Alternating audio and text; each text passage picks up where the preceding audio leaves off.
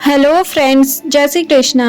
I hope you all are well. आज हमारा भगवत गीता का चैप्टर 1 कंप्लीट होने वाला है, तो चलो लेट्स गेट स्टार्टेड। सकाम कर्मों के विधि विधानों के अनुसार कुल के पितरों को समय समय पर जल तथा पिंडदान दिया जाना चाहिए।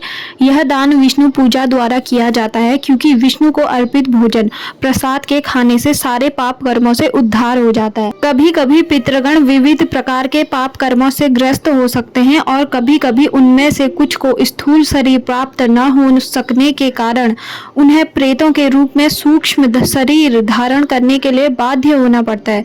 अतः जब वंशजों द्वारा पितरों को बचा प्रसाद अर्पित किया जाता है तो उनका प्रेत योनि या अन्य प्रकार के दुखमय जीवन से उद्धार हो जाता है। भागवत में कहा गया है, जो पुरुष मुक्ति के दाता के चरण कमलों की शरण ग्रहण करता है वह देवताओं, मुनियों, सामान्य जीवों, स्वजनों, मनुष्यों या पितरों के प्रति अपने कर्तव्य या ऋण से मुक्त हो जाता है। श्री भगवान की सेवा करने से ऐसे दायित्व अपने आप पूरे हो जाते हैं। नेक्स्ट है श्लोक नंबर 42। जो लोग कुल परंपरा को विनष्ट करते हैं और इस तरह अवांछित संतानों को जन्म देते हैं, उनके दुष्कर्मों से समस्त प्रकार की सामुदायिक योजनाएं तथा पारिवारिक कल्याण कार्य विनष्ट हो जाते हैं। अब शुरू करते हैं श्लोक नंबर 43। ये श्लोक भगवत गीता में 43वां है, बट गूगल में ये 44वां दिखा रहा है। अब पता नहीं कि ये क्या झोल-मोल है। श्लोक तो हमारे कोई नहीं छूटे, बट पता नहीं ये नंबर्स का क्या गड़बड़ है, आई डोंट नो। तो चलो स्टार्ट करते हैं। यही अर्जुन कहता है, हे प्रजापालक कृष्ण, मैंने गुरु परंपरा से सुना है कि जो लोग कुल धर्म का विनाश करते हैं वे सदैव नरक में वास करते हैं। नेक्स्ट श्लोक में अर्जुन कहता है, ओह कितने आश्चर्य की बात है कि हम सब जघन्य पाप करने के लिए उद्यत हो रहे हैं। राज्य सुख भोगने की इच्छा से प्रेरित होकर हम अपने ही संबंधियों को मारने पर तुले हैं।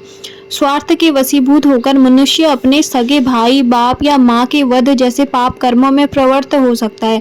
विश्व के इतिहास में ऐसे अनेक उदाहरण मिलते हैं, किंतु भगवान का साधु भक्त होने के कारण अर्जुन सदाचार के प्रति जागरूक है, अतः वह ऐसे कार्यों से बचने का प्रयत्न करता है। नेक्स्ट श्लोक में बताया गया है कि क्षत्रियों के युद्ध नियमों के अनुसार ऐसी प्रथा है कि निहत्थे तथा विमुख शत्रु पर आक्रमण न किया जाए, किंतु अर्जुन ने निश्चय किया कि शत्रु भले ही इस विषम अवस्था में उस पर आक्रमण कर दे, किंतु वह युद्ध नहीं करेगा। उसने इस पर विचार नहीं किया कि दूसरा दल युद्ध के लिए कितना उद्यत है। अब है हमारा चैप्टर 1 का लास्ट श्लोक। संजय ने कहा, युद्ध भूमि में इस प्रकार कहकर अर्जुन ने अपना धनुष तथा बाण एक ओर रख दिया और शोक संतप्त चित्त से रथ के आसन पर ही बैठ गया। इस प्रकार भगवत गीता के प्रथम अध्याय कुरुक्षेत्र के युद्ध स्थल में सैन्य निरीक्षण का भक्ति वेदांत तात्पर्य पूर्ण हुआ। कल से हम शुरू करेंगे चैप्टर नंबर 2 गीता का सार।